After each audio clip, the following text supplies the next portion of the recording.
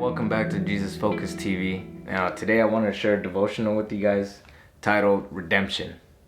The verse I used today was John 21:15 through 17. It says, "When they had finished eating, Jesus said to Simon Peter, 'Simon, son of John, do you love me more than these?' 'Yes, Lord,' he said.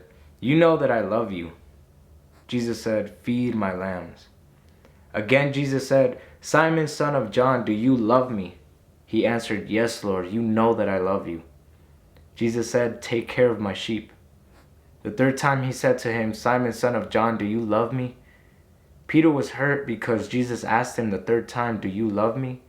He said, 'Lord, you know all things. You know that I love you.' Jesus said, 'Feed my sheep.'" Peter was in the circle of close friends with Jesus. He was willing to protect Jesus at all costs without hesitation.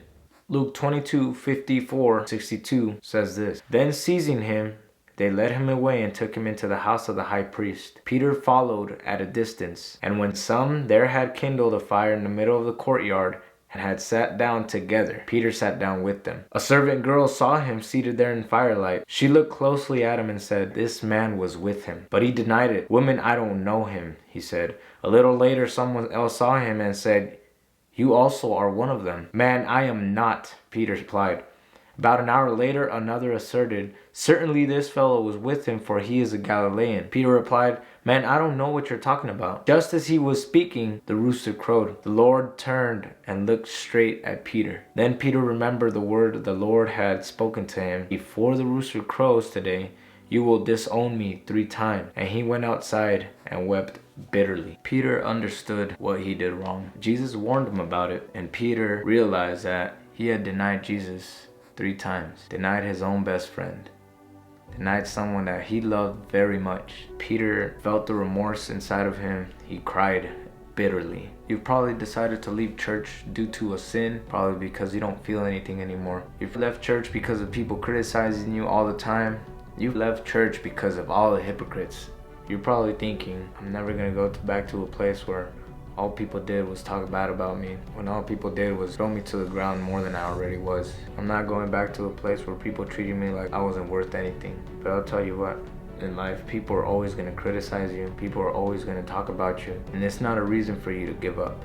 But I'll tell you what, when you go to church, you're not going for the hypocrites. You don't go to church to listen to what people have to say about you. You're going to church because you want to reestablish that relationship with Christ. And I'm sure other people want to do the same.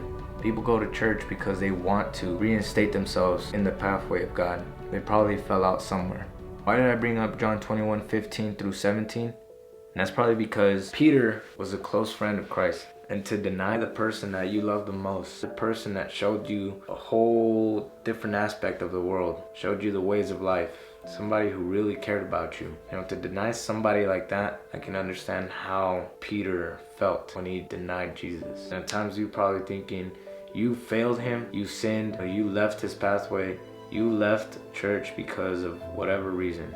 But you feel that remorse in your life. You feel an emptiness in your heart. But let me tell you that Jesus still loves you. Jesus is still here to give you that opportunity in your life, give you another chance. 3 times Peter denied him, but 3 times Jesus reinstated Peter and gave him full redemption for his sin.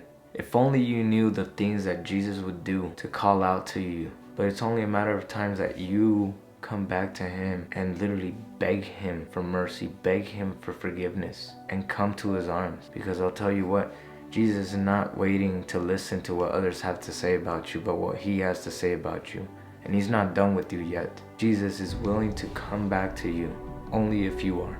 If you or anybody that you know is facing this type of process, please, tonight, I want you to kneel before him and just have an honest conversation with him. Tell him what you feel. Tell him what you're thinking, because I can assure you he's listening to every single word you want to say, because he's been waiting for this moment for a really long time.